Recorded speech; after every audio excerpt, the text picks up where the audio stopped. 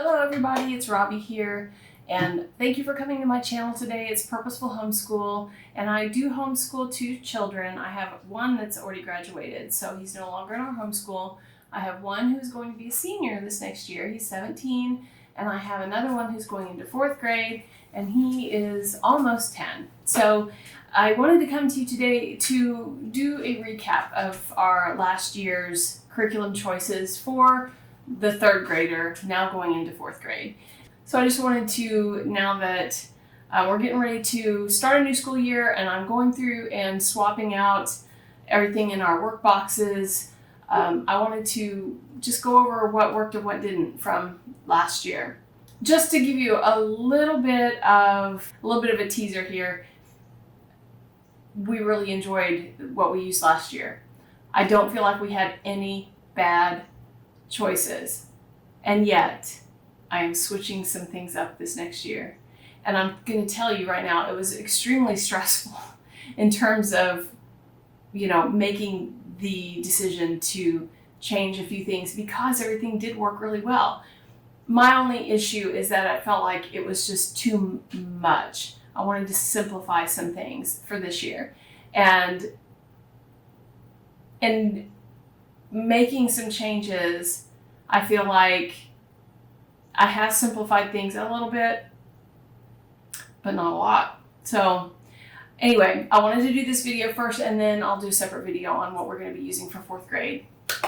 Okay, so let's get started. So for math, we have quite a few things here. Schiller Math is our primary math curriculum, and we also use mathematical reasoning, and we also last year used Versatiles, and we use Dreambox. Dreambox is an online math curriculum, and it's mainly used in our homeschool as a supplemental for those days when we have a lighter load or I can't do the one-on-one teaching. We also use it during the summer, and I have a full review down below. So anything I talk about, if I have a separate review for it, I will link it below, along with the video from the beginning of the school year last year with our curriculum choices. Okay, so ShillerLearning is our primary math curriculum. They have a fractions kit, which basically covers everything fractions. So this is either a standalone product or supplemental to the Schiller Math program. So say for instance, you're using a different program and you need fractions help, you have a student that needs fractions help. This is an excellent choice. Love this. It's amazing. And we will continue to use this. Had no issues with it at all. Then we started the Kit 2 in the Schiller, which was level 4. We are about halfway through this, and honestly, we struggle a little bit with this. It's a lot of abstract thinking in this book, and so we struggled with it just a little bit. I'm going to continue with it because the older he gets, the better he's going to be getting with the abstract concepts. So although we did this and enjoyed it, it isn't as, we deviated from it more than normal this year. And so, yeah. So, but we're not giving up on it. So what I primarily used then for our math was the mathematical reasoning from Critical Thinking Company. I love this series. We've used it since kindergarten, and we used it as a supplement for 1st grade. We used it fully in kindergarten. We used it as a supplement for 1st grade, and then we've used it as a supplement ever since when we started using Schiller. 1st grade, I think we used Math UC for 1st grade, and because it's so mastery based and it just teaches one concept at a time, I used this to supplement that program for other concepts that I wanted to cover, and love it. So I don't just start it and go all the way through. This one we started at the end of last year. We did primarily level E last year. So we got through all the concepts that I wanted to cover in level E except for this. These are just some pages that I tore out that were review that I wanted to use, it's got goobers on it, sorry. Anyway, this is some pages I tore out of that I didn't want to just toss away because I wanted to review some of these concepts that were here. But we are now in level F. This will be primarily what we use this next year along with the Schiller, and we loved it. Okay, so versatiles. This was something that Timberdoodle used to offer, and they don't offer it anymore, but I bought this through Timberdoodle. Love Timberdoodle, by the way. But yeah, so I think you can get it on Amazon and through other teacher education resources. I guess this is typically used in a classroom setting for math centers and stuff like that. But basically what it is it has these tiles, and this opens, and these tiles come out. If I can hold this up without dumping them. And then the student picks, or you pick for them, whatever, and the student works out of the workbook. And then as they complete the problems, they put the tiles in a specific order, and then it's self-grading, because if they get the pattern right on there, then they know they got the problem correct. Or the problem's correct. And if it doesn't come out right, then they know there's an error somewhere. So this particular kit has 5 books, and I'll probably use this again as a supplement. This was, again, a supplement and something to just kind of change up the routine just for fun. We do fun school on Fridays, and so sometimes this would be an option for Fridays. And, sometimes we just needed a little change, and so I would use these. But I like it. And it covers concepts in multiple ways, or it gives a student an option to solve a problem in multiple ways. And so I like that because it gives them exposure to other ways to think of solving a problem, and I like that. All right, so, okay, it's random. I had this on the list to do for apologetics. The Answers Book for Kids series, and we didn't do it. So I have a plan for this next school year, and I will disclose that in an upcoming video. My goal is to have a video every single day this week, because we're sort of late to the ball game. We had to deal with COVID with one of my kids. None of the rest of us got it. We had to deal with an autoimmune flare-up with one of my other kids, and literally a whole month or more of our summer was taken up with all of this. And so I apologize for being so late to all of this, but we had a good reason. All right, thinking skills. If you've seen any of my videos, you probably know that thinking skills are a big part of our homeschool. Again, thanks to Timberdoodle, because we started off using Timberdoodle kits, and they are very big on critical thinking and logic. And so they always include some sort of critical thinking in their kits. And so we have continued that tradition because I see the value in it. And we use the Skill Sharpeners Critical Thinking from Evan-Moor. Maybe one day we would do this, and then the next day we would do the Building Thinking Skills book. And normally we did the level 1. This is level 2. We did level 1 and literally did it in 2 years. So this covers 2 years worth of material, and it'll say grades 4 to 6. So you could potentially actually do this for 3 years if you wanted to. But it took us 2 years to get through the other one. And so we're about a third of the way through this one, and then we would also use this one. And they're both really good for different reasons. And I have a full review on this one. I don't think I have a full review on the Building Thinking Skills, but the Critical Thinking Company has a lot of this sort of thing. This one says it's for reading, writing, math, and science. So it has a lot of patterning. It has a lot of these Venn diagrams where you have to categorize things and find out how the things are similar and different. It's just really good. It covers a lot of different things related to critical thinking, and I highly recommend it. They have samples on their website if you want to take a look at it. If you'd like a full review on the Critical Thinking company materials, let me know. But this one I have a full review on it, and I'll leave it down below. But this one's a little more like how to come up with your own opinions and that sort of thing. So there's some things like sorting and categorizing, but like this one, monkey snack. So they have to complete the paragraph. Last week at the zoo, I saw a monkey eat a banana. This is what it did. First, it did this, then it did this, and finally it did this. And then they have to come up with, pretend that you're going to eat an orange, write a topic sentence, give at least 3 steps telling what you will do.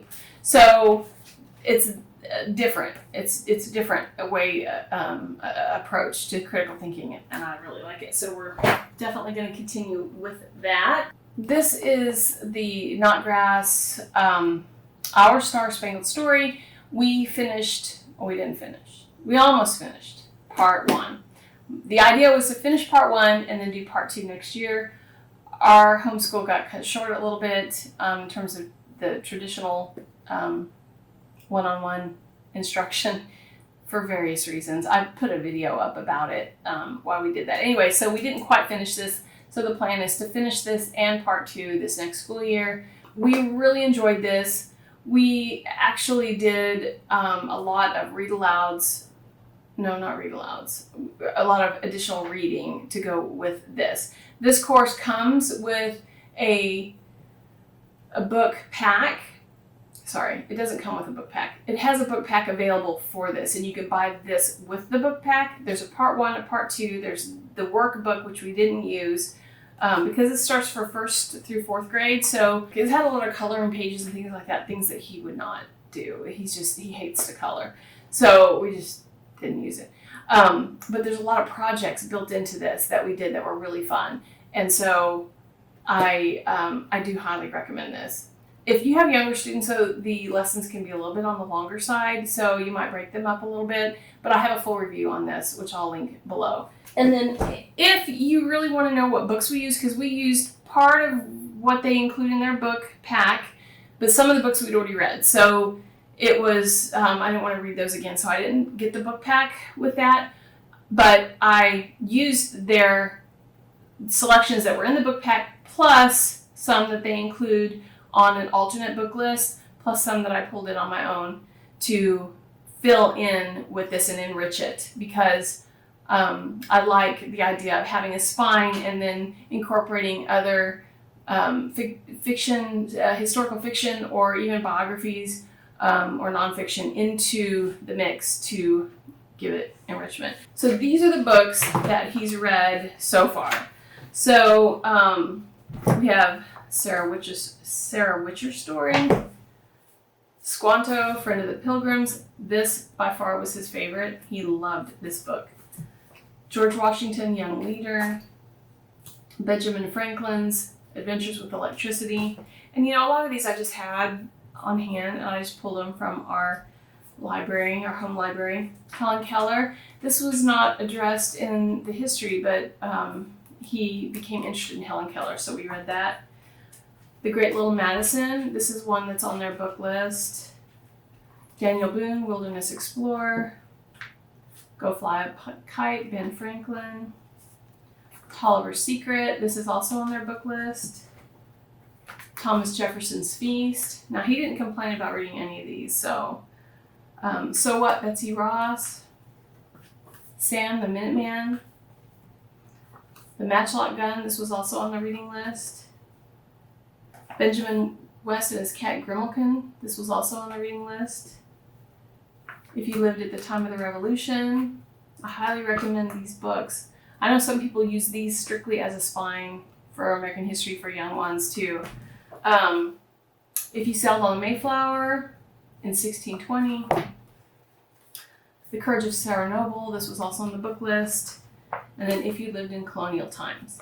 So those were the books that we read for the year. If you're interested in seeing the full book list that I created, let me know, because I've seen on some Facebook groups that, some people were looking for ideas for books to use with this curriculum. So if you want to see it, let me know. I can make a downloadable copy and just link it. We also played this game. I had quite a few games we wanted to play, and we didn't get to all of them, but we did play this one, and my older son got in on it, and we had a lot of fun with this. This is that Professor Noggins series, and this one's on the Revolution. We also have the Civil War one. Geography fell by the wayside this year, I'm sad to say.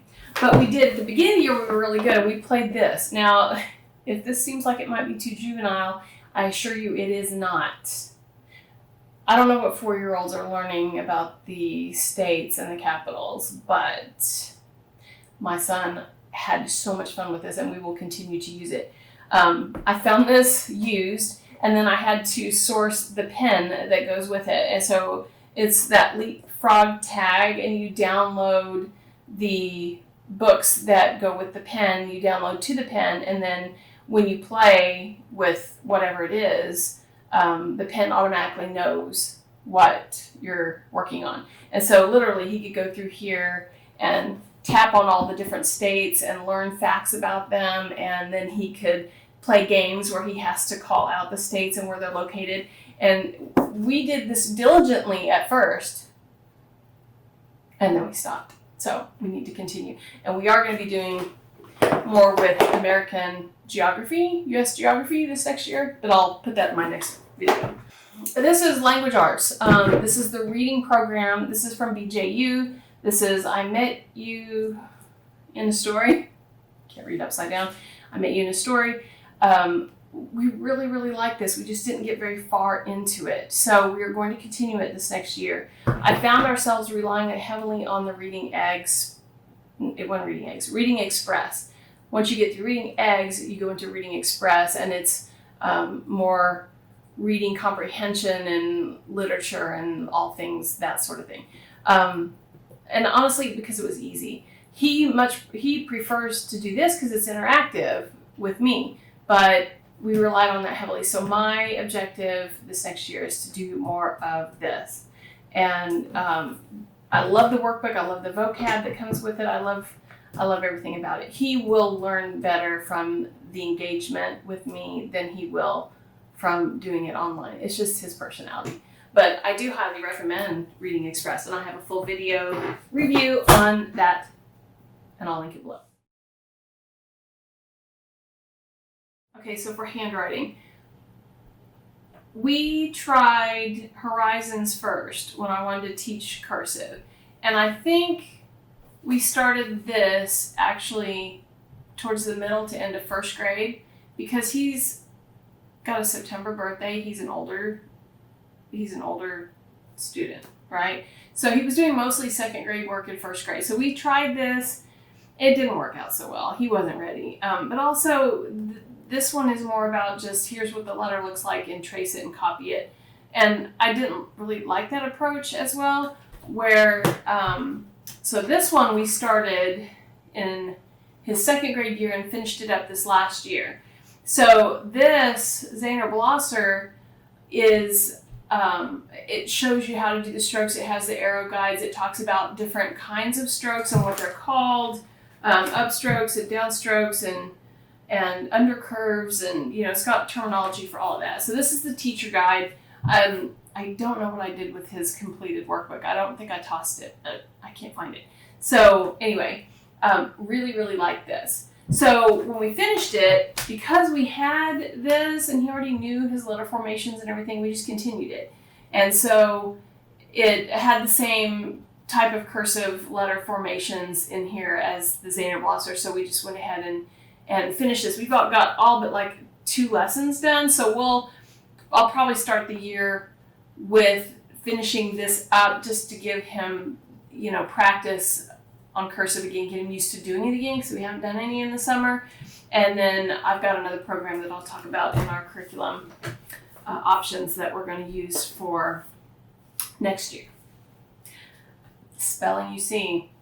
Okay, if you've been seeing any of my videos, then you know I love Spelling You See. Love it. We've used it since the very, very beginning. We love it. And we're going to do something different next year. Why are we going to be doing something different next year? Because, I'll tell you what, So he was to finish level D this last year. And he just kept telling me how easy it was. It's too easy, it's too easy, it's too easy. And he's right. Like, he never missed any words ever in this. So I think we ditched it or stopped.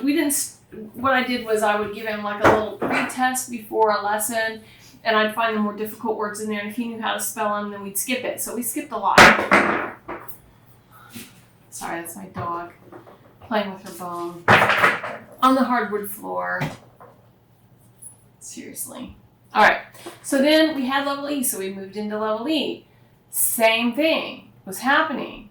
He knew the words for the most part that were coming up in these lessons, and so I started doing the same thing. We're doing a little pre-test, and this was dragging it out too, because I'd have to pick out the words and I'd have to give him the little pre-test, and then if he needed to do it, he'd have to do the lesson. If he didn't need to do it, I kind of didn't want to just do one, I'd do several, try to figure out where we needed to start the next time, right? So it just got to be where, I don't know, it's not that I think this program is too easy, though, because we could easily move to level F.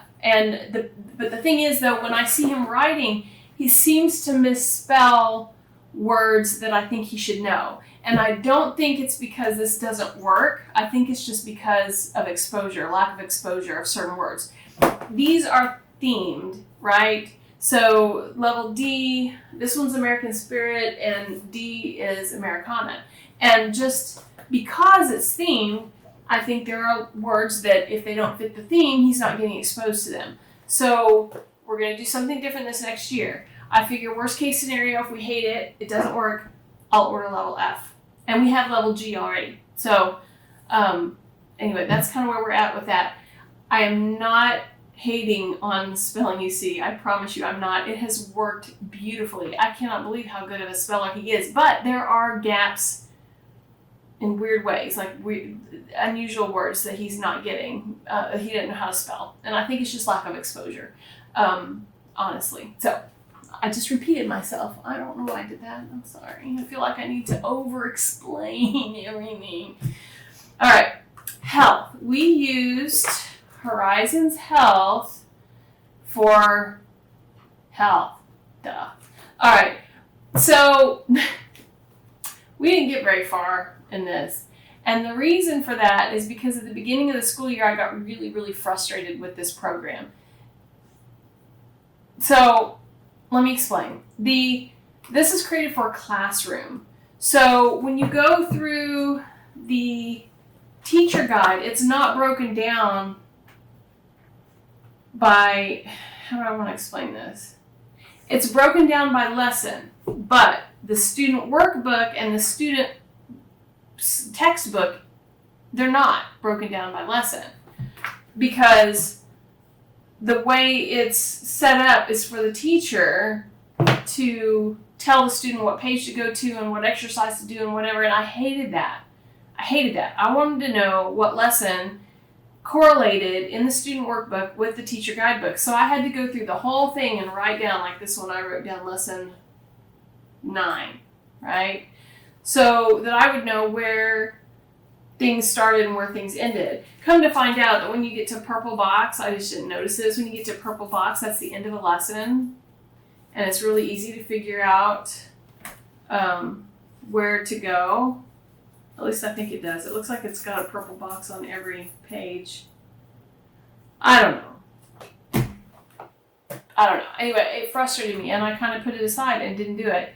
So then I decided to give it another shot, and when I realized, and I was kind of being silly and overcritical, the content is awesome. He loved it. And it has fun little easy experiments that you can do. Again, some of it's for a classroom and it doesn't apply, but a lot of them he was able to do and he really liked it. He loves health, loves studying about health, the human body, science, anything science, especially human body. And so we're gonna finish this. At least that's my plan. And then I actually already bought level 4 or grade 4 for this. because he also loves to play with Brain Pop. We have Brain Pop. And so if I find that he knows this content, I'll just move to grade 4. That's just what we're going to do. But he really liked it. So I actually do recommend that. Just know that the student workbook doesn't tell you when each lesson begins. The next thing is IEW, People and Places. This is a thematic course. This is not like their intensive A, B, or C, but it works the exact same way.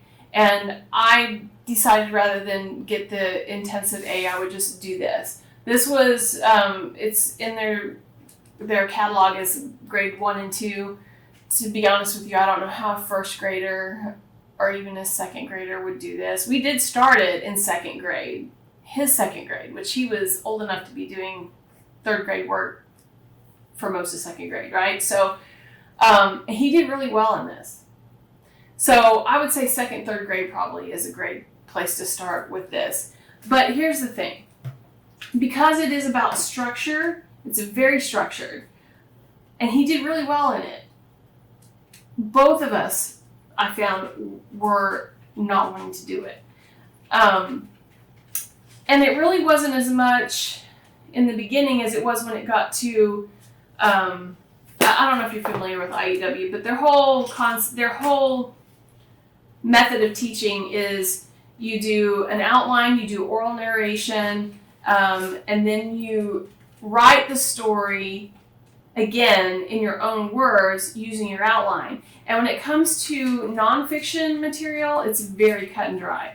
When it comes to fiction, I didn't really like the way they did it because it didn't always fit. It didn't always fit the way it was written. So, like for instance, this one here, this story, Lost and Found, it's got 2 paragraphs. Well, of course, their outline has 3 paragraphs, and they ask you certain questions. So the first paragraph is supposed to say who's in the story, what do they like, where do they live, when does it happen, and then the second one is the conflict or problem, the third one is a climax or resolution, and he would remember how the story was written and want to do it in the same way, and it just wasn't as cut and dry, and we weren't enjoying it as much, and we were kind of struggling. But here's the thing I love about IEW. It is very structured. It is very cut and dry typically. My middle son in high school used level C. Absolutely loved it. He needed it. And it improved his writing tremendously. But I have to bring the fun factor back into writing because we both kind of avoided it. And I don't want to do that. So I'm going to put this aside. If he grows out of the content, he's not going to grow out of the course in terms of how it's laid out, what he's being asked to do. I'm not worried about that. But the content is meant for a younger student. So, the plumber, a plumber can fix a clogged pipe. If he gets to the point where he's not liking the content, then I'll move to something else later. But for next year, I'm not going to do IEW. I'm going to do something else. And again, this worked. It's working. It's doing the job. And I'm a little stressed about switching, but I have to bring fun back into writing. I have to make it more fun. And hopefully the things that we did learn in here about using, clauses and, better descriptive words and adverbs and, all of the things that we've learned in here, we'll be able to apply to the other program when we get to it. Stay tuned.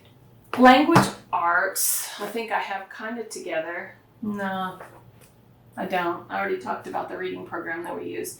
All right, grammar, easy grammar. Love easy grammar. We finished this book. No, we didn't. We've got like 2 more lessons or something. Yeah, we almost finished this book. And I have level 4 ready. But my plan is to not use it this next year.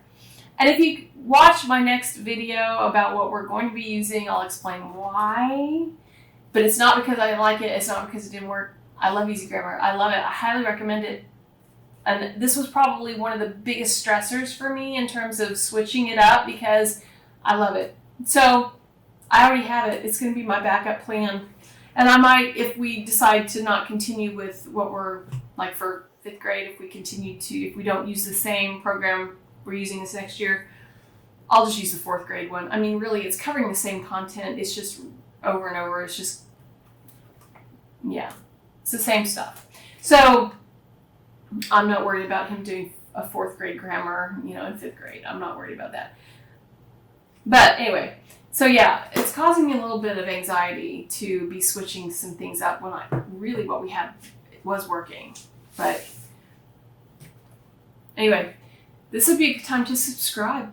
Yeah, it would. And hit the notification bell if you're really curious about what we're going to do, because then you'll get a notification when I upload that video. But yeah, we love Easy Grammar. It's very effective. I love the way it teaches. I've got a whole review on this, so I'll link that down below so I don't make this too long. And then daily paragraph editing. This is level 4 or grade 4. We did grade 2. We did that over the course of, we just did it last year. No, we didn't do it over 2 years, but it was gifted to us, and I was looking at the content and I thought it's perfect for where he's at with grammar. 2nd grade Evan-Moor paragraph editing was perfect for us. It got to the point where it was pretty easy though, by the end of the year. So I wanted to go ahead and start him at 4th grade level because I looked at it, it should be perfectly suited for where he's at with this grammar. So the reason I like this is because I've had 2 older kids go before this one, and one of the biggest issues I've seen with both of them was editing their own work. Really, really hard for them to see their own mistakes. And so I'm trying to get my youngest one in the habit of recognizing mistakes when they see it. And so this is something that you can do. There's 2 paragraphs on a page, and I've got this, a review on this in what we use for grammar. I've got a video on that, which includes Easy Grammar and this. So I'll just link it below. But basically, they can do 1 paragraph a day. We did 2 because, I don't know, I guess because there's just 2 on a sheet. It was easier. So yeah, we may just do 1 a day with this one because it is harder. There's more text than the 2nd grade one. But I highly recommend this. So we will continue to use that. So now I'm into science. So we used the Bookshark level 3 science last year, and we've loved the Bookshark science. Bookshark, Sunlight, either way, very similar programs. They're from the same parent company. So this last year, he didn't enjoy as much.